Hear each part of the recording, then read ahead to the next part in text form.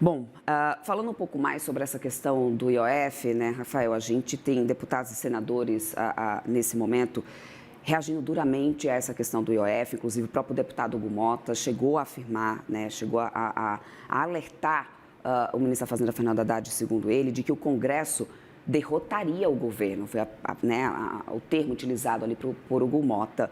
Isso se o governo decidisse seguir com essa medida. O governo tem subestimado o capital, o custo político dessa estratégia arrecadatória nesse momento, na tua visão? Eu não sei se tem subestimado, né? Porque a própria escolha do IOF, Débora, já é, de alguma maneira, um realismo político Uhum. de que eles não conseguem aprovar muito mais coisas no legislativo e, portanto, escolhem o IOF em parte para conseguir driblar essas amarras da ausência de força do presidente Lula e seu governo junto ao legislativo, incluindo os partidos da base aliada. Talvez o que a equipe econômica e o governo tenham subestimado é, na verdade, o nível de ruído que determinadas matérias geram, né, como foi o caso do IOF, assim que é anunciado um mau humor dos mercados, uma repercussão política muito negativa, o governo reconhece isso, retira uma parte das medidas para tentar acalmar esse movimento, e não tem sido suficiente a ponto de, eventualmente, o governo ter que mudar de direção mais uma vez sobre como ele quer gerir as suas contas, pensando nesse biênio 25-26. Então, nesse sentido, o governo parece ter subestimado uma ideia de que, nesse momento, fazer política fiscal ancorada em aumento de arrecadação tem uma repercussão das mais negativas. E o que é desafiador para o próprio governo? Que foram eles, né, foi o governo que construiu essa atual regra, né, o chamado novo marco fiscal, que demanda aumento de arrecadação, algo que ele não consegue mais fazer, daí toda a incerteza que pode transbordar lá na frente em mais barulhos adicionais daqueles que a gente já está vivendo nesse momento, não só na política, mas também na economia. Uhum. Agora, pensando nessa questão desse clima político, né, entre Executivo e Congresso, porque, aliás, não é a primeira vez que a gente vê ali um clima um pouco mais tenso. Com essa reação mais dura que a gente viu, principalmente até de base aliada do próprio presidente Lula, como que o senhor avalia esse desgaste político que o governo está pagando para poder ver, ou seja, esse desgaste político gerado por essa decisão de manter o IOF nesse momento e principalmente quando também há um desgaste com a própria base aliada do governo? É um processo que vai se retroalimentando, né, Débora? O governo fica preso na questão fiscal, Uhum. não consegue construir a sua estratégia. É uma estratégia que, de novo, passa por aumento de arrecadação, mas ele não consegue fazer. Então, sistematicamente, ele precisa ou cortar, anunciar corte de gastos, ou acaba decepcionando os agentes de mercado em relação à questão fiscal. Bom, quando o governo tenta tomar medidas como do IOF, vem esse barulho junto à sociedade, junto aos grandes grupos econômicos, a pressão existe, e aí os parlamentares que já estão insatisfeitos com o Planalto reforçam ainda mais a temperatura e a instabilidade política. Quando aparecem pesquisas como essa que a gente também está repercutindo, ou seja, quando o olhar do eleitorado entra em jogo, a gente vê que, ao fim e ao cabo, o que o governo está tentando fazer e não consegue fazer é gerar uma agenda positiva, seja para melhorar as relações com o Congresso, seja para melhorar a confiança na economia, seja para aumentar a popularidade presidencial. O governo tentou fazer alguns outros movimentos que ainda não vão ser captados nessas pesquisas, como, por exemplo, isenção em relação à conta de luz, mas o fato que é uma agenda negativa e tem machucado bastante a preferência do eleitorado em relação ao governo.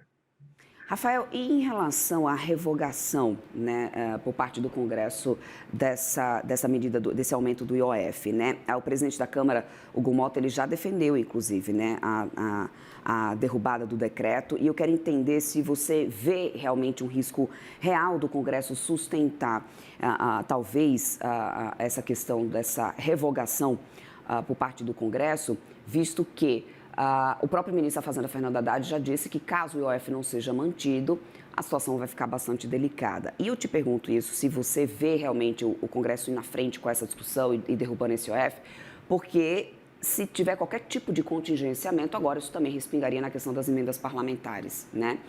Então, você acredita realmente, Rafael, que o Congresso vai levar a fundo essa disputa nesse momento, diante da pressão, inclusive, que a gente sabe que parlamentares têm sofrido de determinados setores da economia?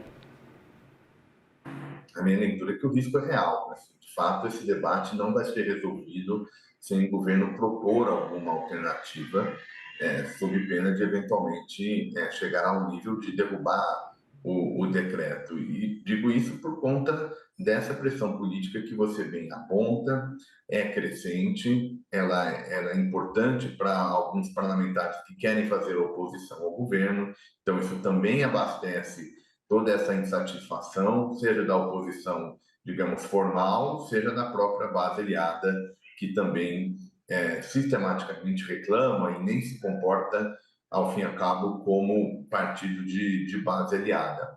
Esse ponto que você mencionou, que o ministro Haddad chamou a atenção no sentido de que, olha, se derrubar o IOF, a situação vai ficar, do ponto de vista da administração pública, muito complicada, mas também para a execução das emendas parlamentares, porque, nesse caso, haveria necessidade de um contingenciamento ainda maior. O fato é que os parlamentares ainda têm um nível de recursos importantes, ainda podem, no futuro, fazer pressão por mais desses recursos, e não me parece que, diante do mal-estar causado, que o governo vai conseguir simplesmente manter a política tal como ele desenhou. É difícil antecipar qual seria essa medida alternativa, mas o fato é que, se tem algo que é muito difícil de passar no Congresso nesse momento, é alguma coisa que esteja relacionado a incremento de arrecadação. Rafael, agora em relação à comunicação política, né? Você acha que faltou estratégia de comunicação por parte do governo para poder justificar o aumento do IOF como uma medida emergencial de compensação fiscal, talvez? Ou esse desgaste ele já era inevitável, independente de narrativas? Algum desgaste já era natural, não se faz política dessa natureza que não tem algum tipo de barulho, ainda mais sob era de polarização muito forte, né, política. Então, acho que alguma coisa era natural. Agora, o fato do governo, no mesmo dia, ter recuado de uma parte da medida, mostra que, em alguma medida, isso não estava no script, não foi bem pensado, né? Seja do ponto de vista da escolha, ou seja, da estratégia, seja da comunicação. E o problema da comunicação me parece que é ainda mais grave, porque o anúncio foi feito num dia em que o governo divulgava um relatório das suas contas e tinha anunciado um contingenciamento, um bloqueio orçamentário maior daquilo que esperado pelo mercado. O que significa que, olhando só do ponto de vista do bloqueio das despesas, o governo ia trazer uma notícia positiva para os agentes econômicos. Mas, como também, em paralelo, veio o sinal do aumento da arrecadação, esse efeito acabou não se materializando. E pior, o governo também teve que recuar posteriormente, mas mesmo esse recuo ainda não trouxe um cenário de estabilidade, dado que a gente tem conversado aqui, que o legislativo, inclusive, pode barrar o decreto que o governo emitiu. Então, de fato, me parece que a falta de uma política mais clara e que tenha base de apoio política, mesmo dentro do governo, isso acaba dificultando bastante a gestão da comunicação, e isso acaba aumentando ainda mais o desgaste do governo como um todo e, particularmente, do ministro Haddad, que tem uma tarefa hercúlea de conseguir colocar as contas públicas em pé, nesse cenário em que esquerda e direita não se entendem em como fazer esse mecanismo de ajuste. Perfeito. Rafael, quero muito agradecer a tua participação aqui conosco. Conversamos com Rafael Cortez, sócio da Tendências Consultoria. Sempre bem-vindo por aqui. Até uma próxima. Até uma próxima, Débora. Muito obrigado pela atenção. Fico à disposição. Uma boa tarde a você e uma boa tarde a quem está nos ouvindo. Até mais. Tchau, tchau.